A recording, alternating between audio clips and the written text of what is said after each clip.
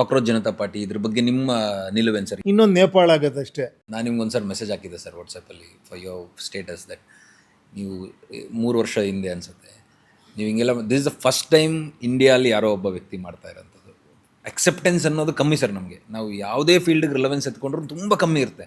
Acceptance ಅನ್ನೋದೇ ಇಲ್ಲ. ನೋಡೋಣ ಬಿಡು ಮಾಡ್ತಾರೆ ಏನು ಮಾಡ್ತಾರೆ. ಬಿಕಾಸ್ ಇಂಡಿಯಾ ಅಕಾರ್ಡಿಂಗ್ ಟು ನನ್ನ ನಾಲೆಜಲ್ಲಿ sir, India is a nation of ideal worship.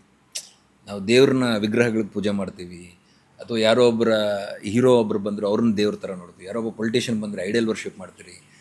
But ತಾವು ಹೇಳ್ತಾ ಇರೋದು ನೀವೇ ದೇವರಾಗಿ ಜನನೇ you should choose the thing. ಅಂದರೆ ಯಾರನ್ನ ಸೆಲೆಕ್ಟ್ ಮಾಡಬೇಕು ಅನ್ನೋದನ್ನು ನೀವು ಚೂಸ್ ಮಾಡಬೇಕು ಅಂತ ಹೇಳ್ತಾ ಇದ್ದೀರಾ.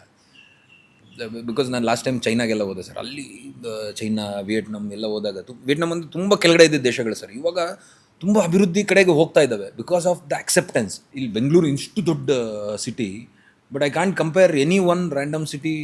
ಚೈನಾಲಿರೋ ಯಾವುದೋ ಒಂದು ಸಿಟಿಗೂ ಬೆಂಗಳೂರು ಕಂಪೇರ್ ಮಾಡೋಕ್ಕೆ ಆಗೋದಿಲ್ಲ. ಸೊ ಹಿಂಗಿದ್ದಾಗ ಜನರು ಅಷ್ಟು ಬೇಗ ಅಕ್ಸೆಪ್ಟ್ ಮಾಡ್ಕೊಂತಾರೆ, ಅಥವಾ ಅಕ್ಸೆಪ್ಟ್ ಮಾಡ್ಕೊಳ್ಳೋಕೆ ಎಷ್ಟು ವರ್ಷ ಬೇಕಾಗುತ್ತೆ ಅಂತ ನಿಮ್ಗೆ ಅನ್ಸುತ್ತೆ? ಅದು ನಾನು ಅಸ್ಟ್ರಾಲಜರ ಹಾಗಲ್ಲ. ಬೇಕು ಅಂದರೆ ಆಗತ್ತೆ ಗುರು. ಈಗ ಹೆಂಗೆ ಗೊತ್ತಾ, ಅದಕ್ಕೊಂದು ಸಿಂಪಲ್ ಒಂದಿದೆ, ಅದನ್ನು ಭಯ ಹುಡ್ಸೋ ಕಥೆ ಅದು ಆ್ಯಕ್ಚುಲಿ. ಏನಂದರೆ ಒಂದು ನೀರಿನ ತಪ್ಪಲೇನ ಇಟ್ಬಿಟ್ಟು ನೀರು ಹಾಕ್ಬಿಟ್ಟು ಕಾಯ್ಸೋಕ್ಕೆ ಶುರು ಮಾಡಿಬಿಟ್ಟು ಅದರೊಳಗಡೆ ಒಂದು ಕಪ್ಪೇನು ಬಿಟ್ಬಿಡಿ ತಣ್ಣಗಿರೋ ನೀರಲ್ಲಿ. ಅದು ಬಿಸಿಯಾಗಿ ಜಾಸ್ತಿ ಬಿಸಿಯಾಗಿ ಅದಕ್ಕೆ ಅಡ್ಜಸ್ಟ್ ಆಗ್ತಾ ಹೋಗುತ್ತೆ ಕಪ್ಪೆ. ಕೊನೆಗೆ ಕುದೀತಾ ಇದ್ರೂ ಕೂಡ ಅದಕ್ಕೆ ಗೊತ್ತಾಗಲ್ಲಂತೆ, ಅದು ಸತ್ತೇ ಹೋಗ್ಬಿಡುತ್ತಂತೆ. ಅದೇ ಕುದಿಯೋ ನೀರಲ್ಲಿ ಒಂದು ಕಪ್ಪೆನ ತೆಗೆದು ಹೊರಗಡೆ ಹಾಕಿ ಎಗರ್ಬಿಡುತ್ತೆ ಅದು ಹೊರಗಡೆ.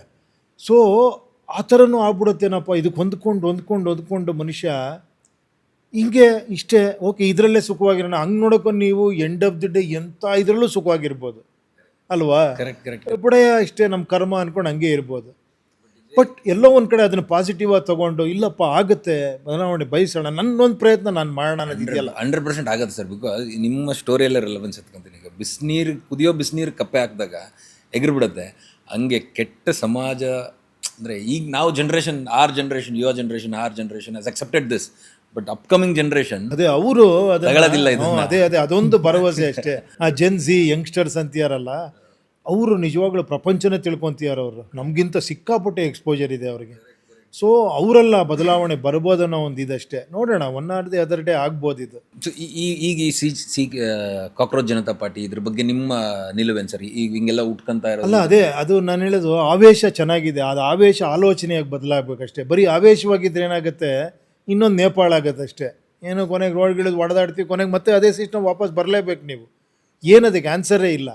ಸೊ ಇಲ್ಲೊಂದು ದಾರಿ ಇದೆಯಪ್ಪ, ಇದನ್ನು ನೀವು ಓಕೆ ಅದು ಇಳಿತೀರಲ್ಲ, ಅದನ್ನೇ ಸ್ವಲ್ಪ ಯೋಚನೆ ಮಾಡಿ ಎಲೆಕ್ಷನ್ ಟೈಮಲ್ಲಿ ಅದನ್ನು ಆವೇಶ ತೋರಿಸಿ. ಏನು ಹೇಳಿ, ಇದು ಯಾವುದು ಪಾರ್ಟಿ ಅಲ್ಲ, ನಿಮ್ಮದೇ ಪಾರ್ಟಿ ಇದು. ನೀವೆಲ್ಲ ಜಾಯಿನ್ ಆಗಿ ಇಲ್ಲಿ, ಯುವಕರೆಲ್ಲ ಜಾಯಿನ್ ಆಗಿ ಇಲ್ಲಿ, ಆ ಬದಲಾವಣೆ ತನ್ನಿ. ನೀವು ಮಾತಾಡ್ಕೊಳ್ಳಿ.